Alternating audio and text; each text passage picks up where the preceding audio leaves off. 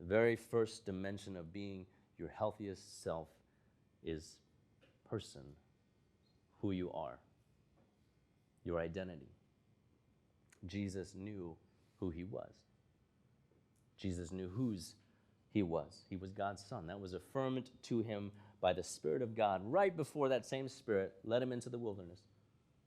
And when the enemy said to him, did God really say, as the enemy is wont to do, he knew to answer, I know who I am. I know I am beloved. Conflict has a way of shaking our foundations. It can mess with our sense of belovedness, especially if it's with someone we really care about, or if it takes a while to resolve, or if it never gets resolved. And yet it is in listening to the Spirit of God telling us, you are made in the image of God. You are dearly loved. That we can be in those difficult and testing and sometimes terrifying moments, we can stand with our feet firmly set on the foundation of who we are and whose we are. Not with a sense of entitlement, like I'm made in the image of God, you can't talk to me like that. With a sense of responsibility as those made to represent God, including in our conflicts.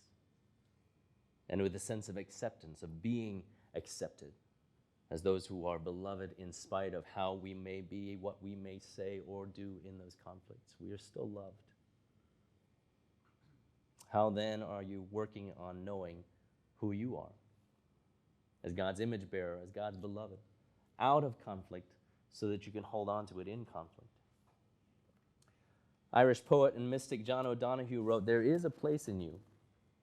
There is a place in you where you have never been wounded,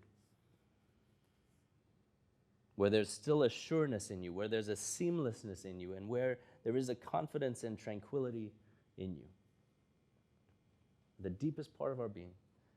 And he said, I think the intention of prayer and spirituality and love is now and again to visit that inner kind of sanctuary, that place where we're reminded of our personhood, of our identity, of who you are, where you get to hear the voice of God whisper, you are made in my image.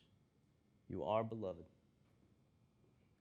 All of that is at the core. That's at the deepest level of theological truth. Knowing who you are.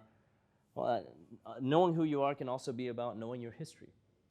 Right? It can be about knowing your triggers and your traumas. Doing the work of disarming the emotional landmines you built to try to protect yourself. Doing the work of healing from hurts, being able to identify how and when something from your past pops up, maybe even in current conflicts. And that's work you'll probably want and need to do with a therapist or a spiritual director or pastor.